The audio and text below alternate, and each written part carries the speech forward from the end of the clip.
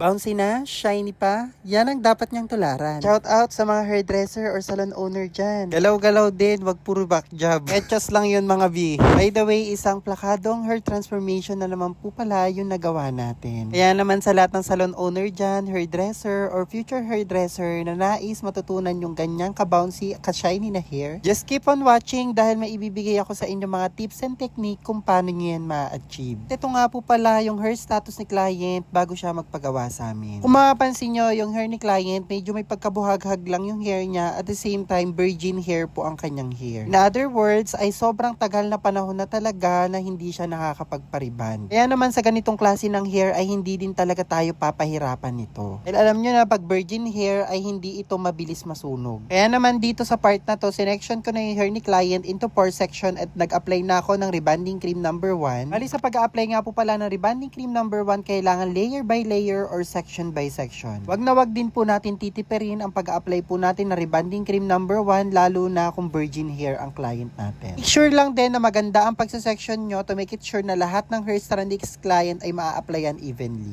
Kung mag-a-apply nga po pala tayo ng rebonding cream number 1 ay wag po natin isasagad sa anit ni client. Lagi natin tatandaan na half inch away from the scalp or pwede tayo mag-spray water sa anit ni client during application. Dito nga nagbabad ako sa hair ni client na more than 2 hours. At nagre-re-application nga po pala ako ng rebonding cream number 1 every 30 minutes to 45 minutes. Di ko na nga pala napakide dito kung paano ko siya nire-application, basta sinundan ko lang yung first process. Dito nga binanlawang ko na yung hair ni client at sa part na to ay bino-blow dry na namin siya. At sa pag-blow dry nga po pala or pagpapatuyo ng hair ay wala naman pong required heat, mas mainit po, mas mabilis pong matuyo yung hair. Make sure lang din na i-shake nyo yung blower habang tinatapat nyo ito sa ulo ni client para hindi sila mapasok. Or mas maganda kung hahawiin nyo din ng kamay yung hair ni client para mas mabilis tong matuyo. Make sure lang din na 100% po talaga ma-blow dry nyo yung hair ni client. At after 100% blow dry nga po pala yung hair ni client, ito na din po kagad yung naging resulta ng kanyang hair. At kung mapapansin nyo naman yung hair ni client dito ay nag-straighten at nag-flatten na talaga. Again, after blow dry pa lang po namin yan ng hair ni client, wala pa pong plancha na ginagawa dyan.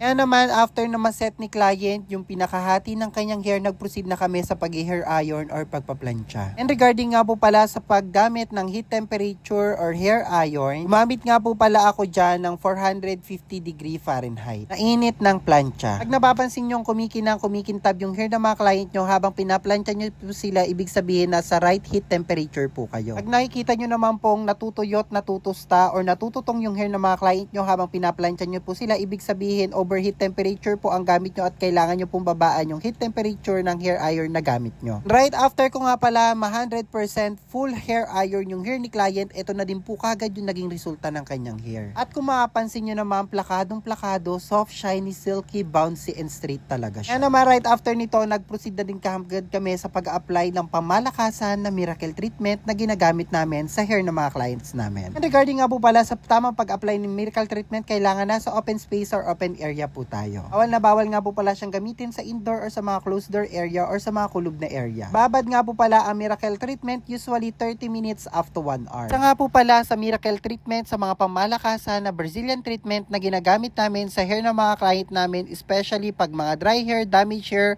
or mga colored hair. Miracle treatment nga po pala ay hindi na din po binabanlawan, kaya right after po namin babaran yung hair ni client, nag-proceed na din kami sa pag-blow dry. At ito na nga din po kagad yung naging resulta ng hair ni client after pa lang po namin siya ma-blow dry after po ng miracle treatment. At kung mapapansin nyo, mukha ng pinlansya yung hair ni client pero papadaanan pa po natin yan ng hair iron at ito na po yung naging resulta after ko siyang mapadaanan ng hair iron. At kung mapapansin nyo naman, plakadong-plakado, hair na pang commercial, pangarap na buhok ng karamihan, ngunit ilan lang po ang nabibiyayaan. Kaya naman kung hairdresser ka, salon owner ka, at gusto mong ma-achieve yung ganyang ka-bouncy, ka-shiny na hair, umabot ka sa videong ito. Ito nga po pala yung ginamit naming rebonding cream sa hair ni client. Yan po yung dahilan kung bakit po namin na-achieve yung ganyang kagandang hair. Syempre kung may rebonding cream tayo, meron din po tayong Brazilian treatment. At ito naman po yung pamalakasang miracle treatment na ginamit namin sa hair ng mga clients namin kung bakit namin na-achieve yung ganyang kagandang hair. Yan naman kung salon owner ka or future hairdresser ka and you still looking for the right or perfect product para sa mga future clients nyo, ito talaga yung mga products na hindi ako mahihiya or hindi ako makapahiya the moment na nirecommend ko. Kaya naman, hindi din talaga nakakapagtaka kung bakit sobrang daming hairdresser or salon owner na din talaga yung tumry or sumubok ng product na to. Available nga po pala siya Luzon, Visayas at Mindanao at available siya sa ating Black app at Orange app. Para naman po sa mga kababayan natin na nasa ibang bansa, nais masubukan din yung mga products na ginagamit namin sa hair ng mga clients namin. Don't worry, pwede nyo po ako i-chat or i-PM. Dahil kung meron kayong kapamilya, katrabaho or kakilala na babalik kung saan bansa man po kayo, maaari naman po kayo makapag-order sa akin at papadala ko na lang po sa mga kamag-anak o kakilala na babalik po sa bansa kung saan man po kayo. Other words, ay ipapasabay lang po natin yung item sa kanya. Para naman po sa lahat ng interesado magpagawa sa aming mismong salon, hindi po kayo mag-chat or mag-PM sa aming mismong page, Clinic Happy Salon and Spa, Mariveles, Bataan. Anyo po makikita yung prices po ng services po namin at the same time yung exact location po namin. Located po kami sa Banabas Street, Balon Anito, Mariveles, Bataan. Make sure na mag-chat or mag-PM po muna kayo sa aming mismong page bago po kayo magpunta or mag-direct sa aming mismong salon. Kaya naman kung may natutunan ka or na-inspired ka sa sample hair creation or hair transformation namin, shout out sa iyo, B. Galaw-galaw din. Char. Di joke lang yun, mga B.